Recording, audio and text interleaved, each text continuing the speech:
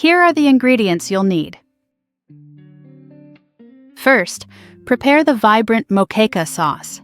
Sauté onions, garlic, and peppers in olive oil until softened. Then, stir in your choice of diced fish. Cod or snapper work well, tomatoes, cilantro, and lime juice.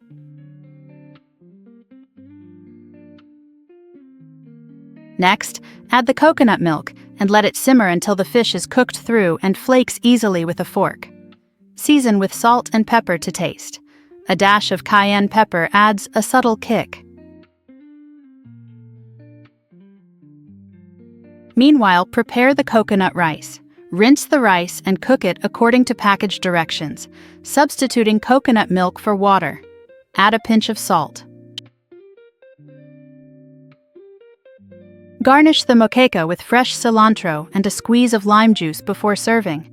Taste and adjust seasoning if needed. Serve the moqueca over the coconut rice. Enjoy this light, flavorful, and healthy Brazilian-inspired meal.